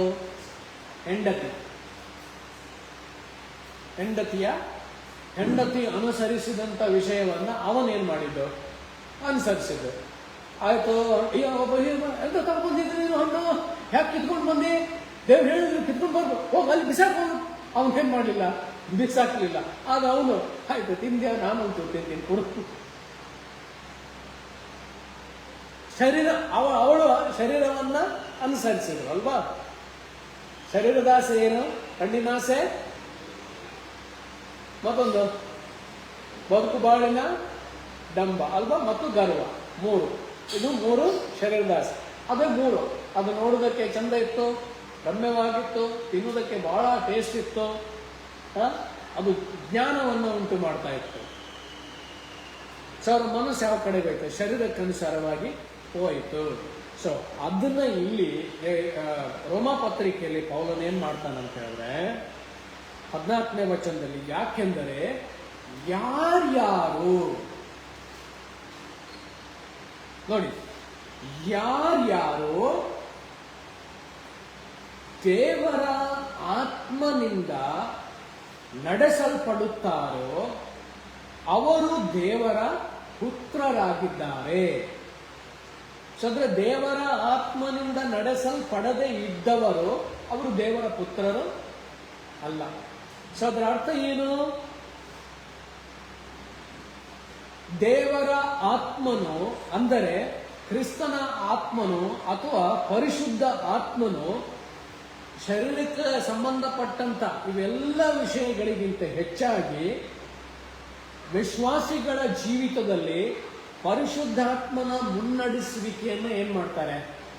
ಅನುಸರಿಸ್ತಾರೆ. ಅಂದ್ರೆ ಅವರು ಪರಿಶುದ್ಧಾತ್ಮನಿಗೆ ಅನುಸಾರವಾಗಿ ನಡೆದುಕೊಳ್ತಾರೆ. ಅಂದ್ರೆ ದೇವರ ಆತ್ಮನು, ಪರಿಶುದ್ಧಾತ್ಮನು ಹೇಗೆ ಅವರನ್ನು ನಡೆಸಲಿಕ್ಕೆ ಇಷ್ಟಪಡ್ತಾನೋ ಅವರು ಪರಿಶುದ್ಧಾತ್ಮನಿಗೆ ಅನುಸಾರವಾಗಿ ಮುಂದೆ ಹೋಗ್ಲಿಕ್ಕೆ ಇಷ್ಟಪಡ್ತಾರೆ. ಅಂದ್ರೆ ಆತ್ಮೀಕ ವಿಷಯಗಳಿಗೆ, ಆತ್ಮೀಕ ಸಂಗತಿಗಳಿಗೆ ಅವ್ರೇನ್ ಮಾಡ್ತಾರೆ? ಮುಂದೆ ಹೋಗ್ತಾರೆ. ಈಗ ಪರಿಶುದ್ಧಾತ್ಮನ ಹೇಗೆ ನಡೆಸ್ತಾನೆ ನಮ್ಮನ್ನ? ಯಾವ್ಯಾವ ವಿಷಯಕ್ಕೆ ನಡೆಸ್ತಾನೆ? ಪರಿಶುದ್ಧಾತ್ಮನು ನಮ್ಮನ್ನು ನಡೆಸುವಂತ ವಿಷಯಗಳು ಏನು? ಪ್ರಾರ್ಥನೆ ಮಾಡುವುದಕ್ಕೆ. ಈಗ ನಮ್ಮ ಮನಸ್ಸಿನಲ್ಲಿ ಕೆಲವೊಮ್ಮೆ ನಮಗೆ ಪ್ರಾರ್ಥನೆ ಮಾಡುವ ಅಂತ ಏನಾಗ್ತದೆ? ಬರ್ತದೆ, ನಮ್ಮ ಆಲೋಚನೆಗೆ ಬರ್ತದೆ, ನಮ್ಮ ಮನಸ್ಸಿಗೆ ಬರ್ತದೆ, ನಮಗೆ ಕೆಲವು ವಿಷಯಗಳು ನೆನಪಿಗೆ ಬರ್ತದೆ. ಇದೊಂದು ಪ್ರಾರ್ಥನೆ ಮಾಡಬೇಕು ನಾವು ಅಂತ. ಹಾಗೇನ್ ಮಾಡಬೇಕು? ನಮ್ಮಲ್ಲಿ ಕೆಲವೊಮ್ಮೆ ಪ್ರಾರ್ಥನೆ ಮಾಡುವಂತೆ ಕೆಲವೊಮ್ಮೆ ನಮ್ಮಲ್ಲಿ ಒತ್ತಡ ಆಗ್ತದೆ, ಕೆಲವೊಮ್ಮೆ ನಮಗೆ ಒಂದೊಂದು ಖುಷಿ ಆಗ್ತದೆ, ನಮ್ಮಲ್ಲಿ ಒಂದು ಉತ್ತೇಜನ ಆಗ್ತದೆ. ಈ ವಿಷಯಗಳಿಗಾಗಿ ನಾನು ಪ್ರಾರ್ಥನೆ ಮಾಡಬೇಕು ಎಂಬುದಾಗಿ. ಸೊ ಈ ವಿಷಯಗಳಿಗಾಗಿ ನಾನು ಪ್ರಾರ್ಥನೆ ಮಾಡಬೇಕು ಎಂಬುದಾಗಿ ನನಗೆ ನನ್ನ ಒಳಗಡೆ ಆ ನೆನಪು ಬಂದಾಗ, ಆ ಆಲೋಚನೆ ಬಂದಾಗ, ಆ ಉತ್ತೇಜನ ಆದಾಗ, ಪ್ರೋತ್ಸಾಹ ಆದಾಗ ನಾನೇನು ಮಾಡಬೇಕಾಗಿದೆ? ತಕ್ಷಣ ನಾನು ಪ್ರಾರ್ಥನೆ ಮಾಡಬೇಕಾಗಿದೆ. ಆದರೆ ನಾವೇನು ಮಾಡ್ತೇವೆ ಅಂತ ಹೇಳಿದ್ರೆ ಮತ್ತೆ ಮಾಡುವ ಅಂತ ಏನು ಮಾಡ್ಬಿಡ್ತೀವಿ? ಅದನ್ನ ಬಿಟ್ಟು ಬಿಡ್ತೀವಿ. ಆದರೆ ಆ ಕ್ಷಣಕ್ಕೆ ಪರಿಶುದ್ಧಾತ್ಮ ನಮ್ಮನ್ನ ಪ್ರಾರ್ಥನೆ ಮಾಡುವುದಕ್ಕೆ ಏನು ಮಾಡಿರ್ತಾನೆ? ನಡೆಸಿರ್ತಾನೆ. ಆ ಕ್ಷಣ ನಾವು ಎಲ್ಲೇ ಇರಲಿ, ಹೇಗೆ ಇರಲಿ, ನಾವು ಪ್ರಾರ್ಥನೆ ಮಾಡಬೇಕು. ನಾವು ಅದನ್ನೇನು ಮಾಡಬಾರ್ದು? ಅವಾಯ್ಡ್ ಮಾಡಬಾರ್ದು, ಅದನ್ನ ತಳ್ಳಬಾರ್ದು. ಎರಡನೇದಾಗಿ, ಕೆಲವೊಂದು ಸಂದರ್ಭದಲ್ಲಿ ಪರಿಶುದ್ಧಾತ್ಮನು ನಮ್ಮನ್ನ ವಾಕ್ಯವನ್ನು ನಮ್ಮ ನೆನಪಿಗೆ ತರ್ತಾನೆ. ವಾಕ್ಯ ನಮ್ಮ ನೆನಪಿಗೆ ಬಂದಾಗ ನಾವು ಅದರ ಅರ್ಥ ಏನಂದ್ರೆ ನಾವು ದೇವರ ವಾಕ್ಯವನ್ನ ಓದಬೇಕು ಅಥವಾ ದೇವರ ವಾಕ್ಯ ಕಲಿಬೇಕು ಎಂಬುದಾಗಿ ಪರಿಶುದ್ಧಾತ್ಮ ನಮ್ಮನ್ನೇನ್ ಮಾಡೋದು?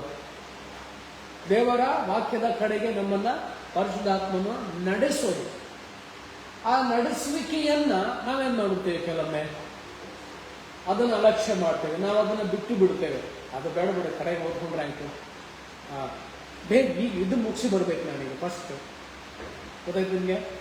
ಅದು ಅಲ್ಲೇ ಇರಲಿ, ಬೈಬಲ್ ಅಲ್ಲೇ ಇರಲಿ, ಅದು ಕಡೆಗೆ ಮತ್ತೆ ಪ್ರಾರ್ಥನೆ. ನನಗೆ ಈಗ ಅರ್ಜೆಂಟ್ ಇದು ಉಂಟು, ಇದು ಹೋಗಿ ಬಿಡ್ತದೆ, ಈಗ ಇದು ಹೋಗಿದ್ರೆ ಮತ್ತೆ ಸಿಕ್ಕುದಿಲ್ಲ ನನಗೆ, ಇದನ್ನು ಮಾಡಿಬಿಡುವ ನಾನು ಫಸ್ಟ್. ನೋಡಿ ಎಲ್ಲಿ ಅವಾರ್ಡ್ ಆಯ್ತು. ಇದನ್ನ ಮಾಡಿದಿದ್ರೆ ದೇವರೇನ್ ಮಾಡ್ತಾನೆ? ಅದನ್ನು ಮಾಡ್ತಾನೆ. ಇದು ದೇವರ ಆತ್ಮನ ನಡೆಸುವಿಕೆ. ಸೊ ಪ್ರಾರ್ಥನೆಗಳಿಗೆ, ದೇವರ ವಾಕ್ಯಕ್ಕೆ, ಇನ್ನು ಬೇರೆ ಬೇರೆ ಆತ್ಮಿಕ ಚಟುವಟಿಕೆಗಳಿಗೆ ನಮ್ಮ ಮನಸ್ಸನ್ನು ನಾವು ಕೊಡುವಂಥದ್ದು ಅದೇನಾಗಿದೆ? ಆತ್ಮನಿಗೆ ಅನುಸಾರವಾಗಿ, ಆತ್ಮನಿಂದ ನಾನು ನಡೆಸಲ್ಪಡ್ತಾ ಇದ್ದೇನೆ ಅನ್ನೋದಕ್ಕೆ ಅದೇನಾಗಿದೆ? ಗುರುತು. ನನ್ನಲ್ಲಿ ಅಂದ್ರೆ ಒಬ್ಬ ವಿಶ್ವಾಸಿಯಲ್ಲಿ ಪರಿಶುದ್ಧಾತ್ಮನ ಕ್ರಿಯೆಗಳು, ಪರಿಶುದ್ಧಾತ್ಮನ ಕಾರ್ಯಗಳು, ಪರಿಶುದ್ಧಾತ್ಮನ ಇರುವಿಕೆ ಅವರಲ್ಲಿ ಏನಾಗಬೇಕು? ಇರುವುದಾದ್ರೆ ಅದೇನಾಗ್ತದೆ? ಗುರುತಿಸಲ್ಪಡ್ತದೆ, ಕಾಣಿಸ್ತದೆ. ಓಕೆ, ಈ ವ್ಯಕ್ತಿ ಆತ್ಮಭರಿತರಾಗಿದ್ದಾರೆ, ಈ ವ್ಯಕ್ತಿ ಪರಿಶುದ್ಧಾತ್ಮ ಭರಿತರಾಗಿದ್ದಾರೆ, ಈ ವ್ಯಕ್ತಿ ವಾಕ್ಯದಿಂದ ತುಂಬಿದ್ದಾರೆ, ಈ ವ್ಯಕ್ತಿ ಪ್ರಾರ್ಥನೆಯಿಂದ ತುಂಬಿದ್ದಾರೆ ಅಂತ ಹೇಗೆ ಗೊತ್ತಾಗತ್ತೆ? ಹೇಗೆ ಗೊತ್ತಾಗುತ್ತೆ? ಒಂದು ವೇಳೆ ಅವರು ವಾಕ್ಯವನ್ನ ಮಾತನಾಡುವುದಾದ್ರೆ, ಅವರು ವಾಕ್ಯವನ್ನ ಮಾತನಾಡುವಾಗ ಅವರು ಏನಾಗಿದ್ದಾರೆ? ಅದರ ಅರ್ಥ ವಾಕ್ಯದಿಂದ ಅವರು ಅಂದ್ರೆ ವಾಕ್ಯ ಯೋಚನೆ ಮಾಡುವವರು ಅಂತ, ವಾಕ್ಯದಿಂದ ತುಂಬಲ್ಪಟ್ಟವರು ಎಂಬುದಾಗಿ. ಸೊ ವಾಕ್ಯದಿಂದ ತುಂಬಲ್ಪಡದೇ ಇರುವವರು ಏನ್ ಮಾಡಲ್ಲ? ಅದ್ರ ಬಗ್ಗೆ ಚರ್ಚೆನೂ ಮಾಡಲ್ಲ, ಅದ್ರ ಬಗ್ಗೆ ಮಾತಾಡೋದಿಲ್ಲ, ಅದ್ರ ಬಗ್ಗೆ ಏನಿಲ್ಲ, ಅದೊಂದು ಗೊಡವೆಗೆ ಅದ್ರ ವಿಷಯನೇ ಇರುವುದಿಲ್ಲ. ಅವರು ಕೆಲವರು ಮಾತಾಡ್ತಾರೆ, ಕೆಲವರು ಮಾತಾಡ್ತಾರೆ, ಅವ್ರು ಏನ್ ಮಾಡಲ್ಲ? ವಾಕ್ಯದ ವಿಷಯದಲ್ಲಿ ಮಾತಾಡಲ್ಲ, ಬೇರೆ ಏನೇನೋ ಮಾತಾಡ್ತಾ ಇರ್ತಾರೆ. ಗೊತ್ತಾಯ್ತು ನಿಮ್ಗೆ? ಕೆಲವರು ಏನ್ ಮಾಡ್ತಾರೆ? ದೇವರ ವಾಕ್ಯವನ್ನ ಮಾತಾಡ್ತಾರೆ, ಈ ವಾಕ್ಯ ಹೆಂಗೆ, ಆ ವಾಕ್ಯ ಹೆಂಗೆ, ಈ ವಾಕ್ಯದಲ್ಲಿ ಹೆಂಗೆ. ಸೊ ಅದು ಏನಂತ ಹೇಳಿದ್ರೆ ದೇವರ ಆತ್ಮನಿಂದ ನಡೆಸಲ್ಪಡ್ತಾ ಇದ್ದಾರೆ ಎಂಬುದಾಗಿ. ಸೊ ಹಾಗಾಗಿ ಪರಿಶುದ್ಧಾತ್ಮನು ನಮ್ಮನ್ನ ಏನ್ ಮಾಡ್ತಾನೆ? ನಮ್ಮನ್ನ ಪರಿಶುದ್ಧಾತ್ಮನು ನಡೆಸ್ತಾನೆ. ಹಾಗಾಗಿ ಪರಿಶುದ್ಧಾತ್ಮನಿಂದ ನಾವು ನಡೆಸಲ್ಪಡುವುದಾದ್ರೆ ನಾವೇನಾಗಿದ್ದೇವೆ? ದೇವರ ಮಕ್ಕಳು. ಇಲ್ಲಾಂದ್ರೆ ವಿಶ್ವಾಸಿಗಳಲ್ಲಿ ಪರಿಶುದ್ಧಾತ್ಮನ ಕಾರ್ಯ, ಪರಿಶುದ್ಧಾತ್ಮನ ಇರುವಿಕೆ ಕಂಡು ಬರಲಿಲ್ಲ ಅಂದ್ರೆ ಏನಾಗಿದೆ? ಆಗಲ್ಲ. ಸೊ ಅದಕ್ಕಾಗಿ ಯೇಸು ಹೇಳಿದ ಒಂದು ಮಾತನ್ನು ನೋಡುವ. ಯೋಹಾನನು ಬರೆದ ಸುವಾರ್ತೆ 10ನೇ ಅಧ್ಯಾಯ, ಯೋಹಾನನು ಬರೆದ ಸುವಾರ್ತೆ 10ನೇ ಅಧ್ಯಾಯ 27ನೇ ವಾಕ್ಯವನ್ನು ನೋಡುವ. 27ನೇ ವಾಕ್ಯ ಏನಂತೆ? ನನ್ನ ಕುರಿಗಳು ನನ್ನ ಸ್ವರಕ್ಕೆ ಕಿವಿಗೊಡುತ್ತವೆ, ನಾನು ಅವುಗಳನ್ನು ಬಲ್ಲೆನು, ಅವು ನನ್ನನ್ನು ಹಿಂಬಾಲಿಸುತ್ತವೆ. ಹೌದಾ ನಿಮಗೆ? ಸಿಂಪಲ್ ಇಷ್ಟೇ. ಅಂದ್ರೆ ಅರ್ಥ ಏನು? ನನ್ನ ಕುರಿಗಳು ನನ್ನ ಸ್ವರಕ್ಕೆ ಕಿವಿಗೊಡ್ತವೆ ಅಂತ ಹೇಳಿದ್ರೆ, ಕುರುಬನ ಸ್ವರ ಆ ಕುರಿಗಳಿಗೇನಿರುತ್ತೆ? ಗೊತ್ತಿರ್ತದೆ. ಈಗ ಕುರುಬನು ಬಂದು ಕರೆಯುವಾಗ ಆ ಕುರಿಗಳು ಏನ್ ಮಾಡ್ತವೆ? ಲಕ್ಷ್ಯ ಕೊಡ್ತವೆ. ಒಂದು ವೇಳೆ ಕುರುಬನಲ್ಲದೆ ಬೇರೆ ಯಾರು ಬಂದು ಕರೆದ್ರೆ ಅವುಗಳಿಗೇನಾಗಲ್ಲ, ಅವು ಲಕ್ಷ್ಯ ಕೊಡುವುದಿಲ್ಲ. ಯಾಕಂದ್ರೆ ಆ ಸ್ವರ ಅವ್ರಿಗೇನಿರುವುದಿಲ್ಲ, ಗೊತ್ತಿರುವುದಿಲ್ಲ. ಅವ್ರಿಗೆ ಕೇಳಿಸೋದೇ ಇಲ್ಲ, ಅದು ಅವ್ರಿಗೆ ಕೇಳಿಸೋದೇ ಇಲ್ಲ ಇರ್ಬೇಕು. ಅದರ ಅರ್ಥ ಏನೋ ಬೇರೆ ರೀತಿ ಒಂದು ಹುಯ್ ಅಂತ ಶಬ್ದ ಕೇಳ್ತದೇನೋ ಅವರಿಗೆ. ಬಟ್ ಪರ್ಟಿಕ್ಯುಲರ್ ಆಗಿ ಒಂದು ಸ್ವರ ಇರ್ತದೆ ಕುರುಬನಿಗೆ. ಆ ಸ್ವರದಿಂದ ಅವನು ಕರೆಯುವುದಾದ್ರೆ ಅವುಗಳೇನ್ ಮಾಡ್ತವೆ? ರೆಸ್ಪಾಂಡ್ ಮಾಡ್ತವೆ. ಅಂದ್ರೆ ಬಂದ ನಮ್ಮ ಕುರುಬ, ಇವರೇ ನಮ್ಮ ಯಜಮಾನ, ಓಡ್ರು ಅಂತ ಹೇಳ್ತಾರೆ. ಸೊ ಹಾಗಾದ್ರೆ ಯೇಸು ನಮ್ಮ ಏನಾಗಿದ್ದಾನೆ? ಕುರುಬನಾಗಿದ್ದಾನೆ. ಸೊ ಯೇಸುವಿನ ಸ್ವರ ನಮಗೇನಾಗಬೇಕು? ಇದು ಯೇಸುವಿನ ಸ್ವರ. ನಾವು ಕುರಿಗಳು. ಸೊ ದೇವರ ವಾಕ್ಯ ಏನು? ಯೇಸುವಿನ ಸ್ವರ. ಆ ಸ್ವರಕ್ಕೆ ನಾವೇನ್ ಮಾಡಬೇಕಾಗಿದೆ? ಕಿವಿಗೊಡ್ಬೇಕಾಗಿದೆ. ಸೊ ಆ ಸ್ವರವನ್ನ ನಾವು ಹಿಂಬಾಲಿಸುವುದಾದ್ರೆ ಸ್ವರವನ್ನೇ ಕೇಳಿ, ಆತನ ಬಳಿಗೆ ನಾವು ಹೋಗೋದಾದ್ರೆ ನಾವು ಆತನ ಕುರಿಗಳಂತ. ಆತನ ಸ್ವರವನ್ನ ಕೇಳಿಯೂ ನಾವು ಬರಲಿಲ್ಲ ಅಂದ್ರೆ, ಈಗ ಹೇಗೆ ಇರ್ಬೋದು, ಒಂದು 100 ಕುರಿ ಇರುತ್ತೆ. 100 ಕುರಿಯಲ್ಲಿ ಇನ್ನೊಂದು 20, 30, 10 ಕುರಿ ಸೇರ್ಕೊಂಡಿರುತ್ತೆ ಅಂತ ತಿಳ್ಕೊಳ್ಳೋದು. ಈಗ ನಿಜವಾದ ಕುರುಬನು ಬಂದು ತನ್ನ ಕುರಿಗಳನ್ನು ಕರೆಯುವಾಗ ಆ ಎಲ್ಲ ಕುರಿಗಳೇನ್ ಮಾಡ್ತಾನೆ? ಕುರುಬನ ಹತ್ರ ಓಡಿ ಹೋಗ್ತಾನೆ. ಆದ್ರೆ ಆ ಮಿಕ್ಸ್ಡ್ ಆಗಿರೋ ಕುರಿಗಳೇನ್ ಮಾಡಲ್ಲ, ಅವು ಇವ್ರ ಜೊತೆ ಹೋಗುದಿಲ್ಲ. ಯಾಕಂದ್ರೆ ಅವುಗಳಿಗೇನಿಲ್ಲ, ಅದು ಗೊತ್ತೇ ಇರುವುದಿಲ್ಲ. ಅವು ಅಲ್ಲೇ ಇರ್ತಾರೆ, ಹೋಗುದಿಲ್ಲ. ಸೊ ಇದ್ರ ಅರ್ಥ ಏನು? ಆತ್ಮಿಕ ವಿಷಯಗಳು. ಸೊ ಯೇಸುವಿನ ಸ್ವರಕ್ಕೆ ನಾವು ಕಿವಿಗೊಡುವಂಥದ್ದು, ಯೇಸುವಿನ ಕಡೆಗೆ ನಾವು ಲಕ್ಷ್ಯ ಕೊಡುವಂಥದ್ದು ಏನಾಗಿದೆ? ನಾವು ಆತ್ಮಿಕ ವಿಷಯಗಳಿಗೆ ಓಡ್ತಾ ಇದ್ದೇವಂತ. ಆತ್ಮಿಕ ವಿಷಯಗಳಿಗೆ ಓಡ್ತಾ ಇದ್ದೇವೆ. ಸೊ ಆತ್ಮಿಕ ವಿಷಯಗಳಿಗೆ ನಾವು ಓಡೋದು ಯಾವಾಗ? ನಾವು ಆತ್ಮಿಕರಾಗಿ ಇದ್ದಾಗ ಮಾತ್ರ. ನಾವು ಆತ್ಮಿಕರಲ್ಲದಿದ್ರೆ ನಮಗೆ ಆತ್ಮಿಕ ವಿಷಯದಲ್ಲಿ ಏನ್ ಬರಲ್ಲ, ಲಕ್ಷ್ಯ ಬರಲ್ಲ, ನಮ್ಗೆ ಗೊತ್ತಾಗಲ್ಲ. ಆತ್ಮಿಕ ವಿಷಯದಲ್ಲಿ ನಮಗೆ ಗೊತ್ತಾಗಲ್ಲ. ನಮಗಷ್ಟು ಸ್ಪಿರಿಚುವಲ್ ಅಷ್ಟು ಇಂಟ್ರೆಸ್ಟ್ ಇರೋದು. ಒಂದ್ಸಾರಿ ನಾನು ತುಂಬ 2000 ಸುಮಾರು 5 ಅಥವಾ 6 ಹೀಗೆ ಕಾಣ್ತದೆ. ಅದಕ್ಕಿಂತ ಹಿಂದೆ 2000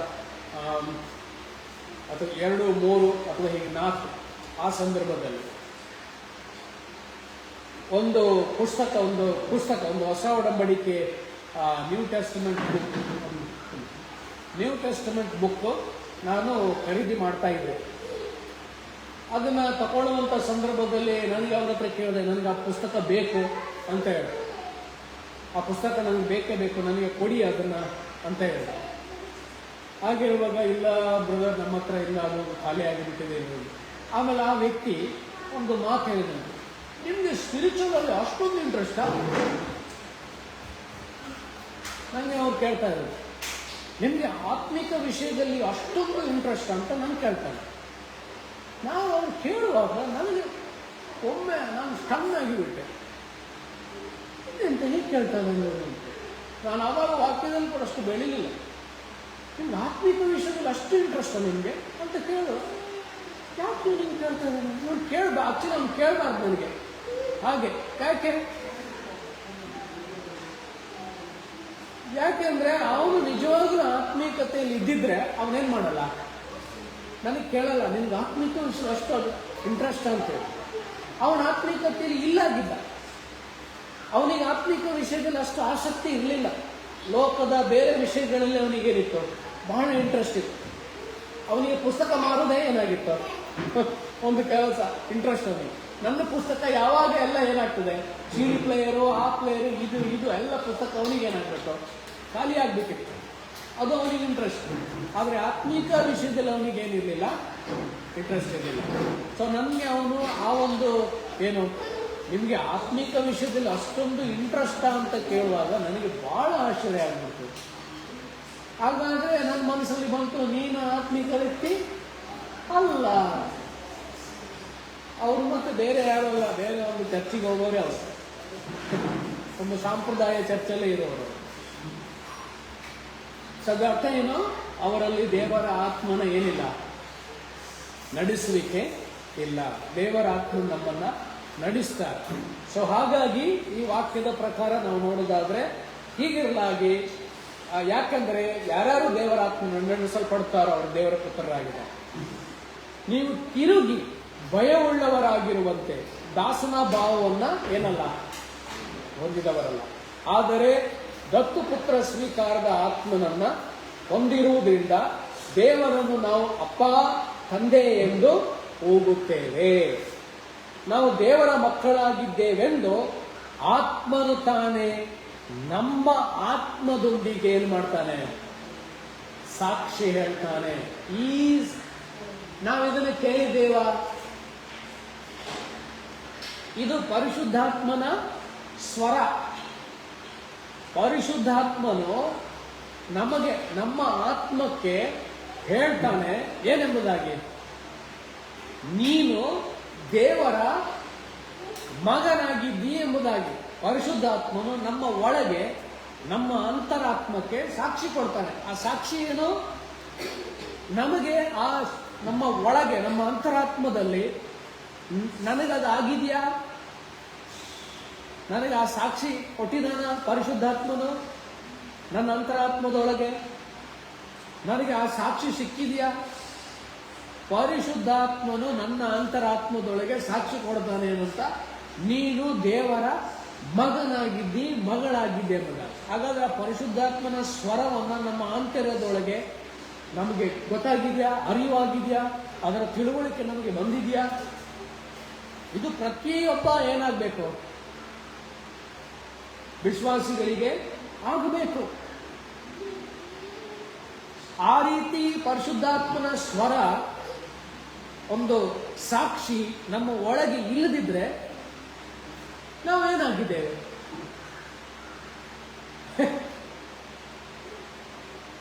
ನಾವೇನಾಗಿದ್ದೇವೆ?